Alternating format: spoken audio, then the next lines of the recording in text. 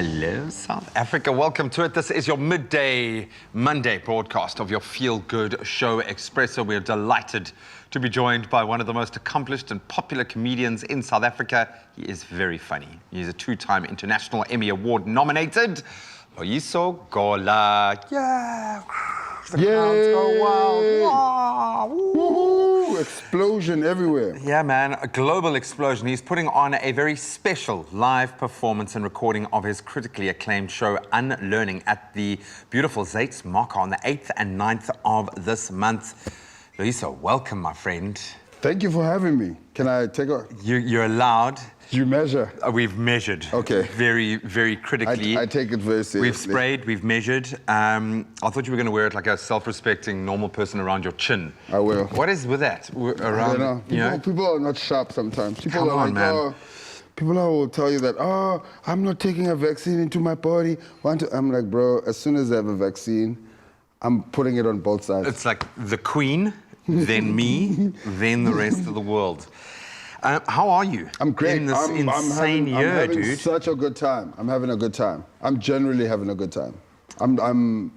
I should be refreshed, but it's the end of the year, so I have this end of the year fatigue. Yeah. But I'm good. Generally, I'm good. We're shooting this thing, and we're taking this COVID stuff very seriously for the people who want to come to the show. Good. As we have to, we've learned what protocol has to be exercised. I mean, we've had it in bucket loads here in our studio, so we've come to terms with it.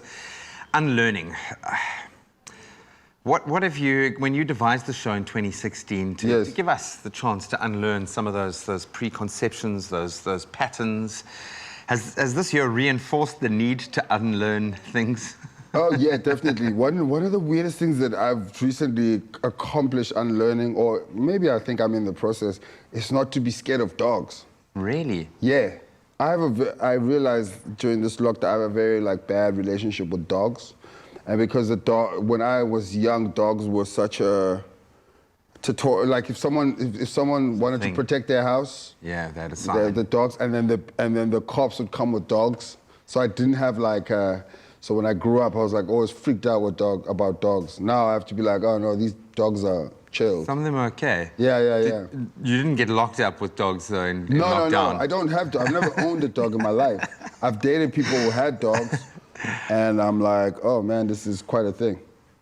But we've all had to adapt, and you as a comedian, I'm sure this year have had to kind of really stretch yourself and adapt to this new way of engaging, and I'm sure relishing the opportunity to actually have a live audience there. Yeah. I haven't myself really participated in the online stuff. I did one online show, and I was like, I'm not doing that again.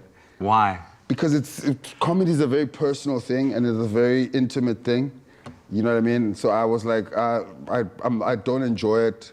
If I was doing it, I'd be doing it for money, which was, kind of something that you needed because you weren't working. But I was like, I don't want to do this kind of stuff anymore.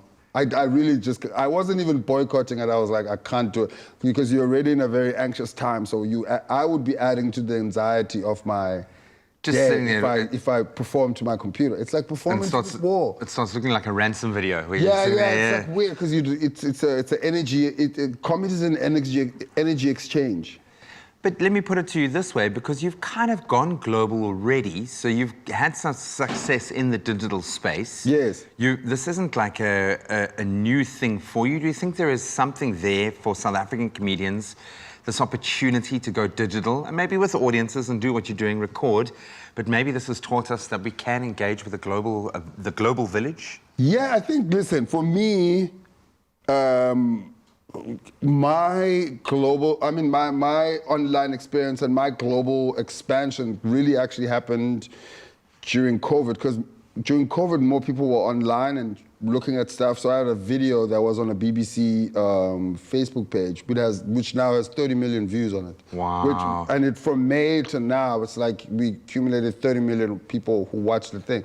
So for me, without having to perform online, it worked for me. You've gone passive, man. Passive income. I love it. Yeah. So it just works because 30 million people got to see me while I was sitting at home. I didn't have to really perform in front of a computer. It's something I'd done before, and then it just got traction online while people were all locked down. So that was a great thing for me, digitally and globally. When you now re-engage with this material and you put together a show like you're doing at the Zatesmarket, which is an awesome venue. Yeah, it's crazy. People really, it's really the first time comedy's ever entered that space. And we like really shutting it down, and we really taking the COVID regulations seriously. So we'll have like 70 people, about 75 people. We're only allowed 100, so we have 20 crew, and then so everyone will be sanitized. We will, you know. So people are going to need to laugh loud just to fill the space, man. Laugh really loud. Nah, but it's acoustically, it's a great space for sound. Acoustically, it's designed so that it can, you know, even if one person laughs, it has sort of like this magnified idea. Yeah, it's great. It's great. I mean, it's a very small, intimate show, so it's good. It's going to be cool. What do you think we need to unlearn the most right now after what you've experienced this year and where we are? What is the thing that you really believe we need to address? I think everyone goes through their individual journeys of unlearning, but I think that what we as human beings need to generally do is to not overvalue what we learned in our formative years.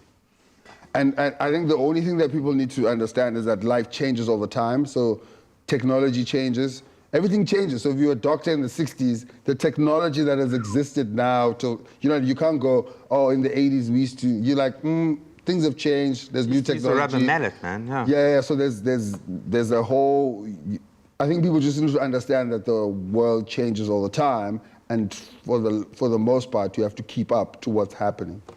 That's it. That's all it really takes, and you'll be fine. Yeah. And then we'll go through our own unlearning journeys, which is quite another thing that one has to do. Yeah, and you throw fatherhood or something, that's my thing at the moment, is the process of unlearning and relearning and adapting into that space, and realizing that my child has already surpassed me digitally. Like he's 3. Right. And he's got a greater awareness. What's next? For me, are you allowing yourself to plan? Do we still allow ourselves to plan? It's hard to plan now, man. It's hard. Like right now, I take it as it comes. Like even with the show that we're doing, it was like, okay, cool. We might not get another opportunity to shoot this thing. Let's just do it now. Do it, yeah. And we were quite like, we thought the president was going to shut down the country on Thursday, so that would have been something that would have set us back. But at the moment, I'm taking it as it comes. So if opportunity avails itself and I can get to the place, I will do that. But at the moment, I'm rolling with the punches.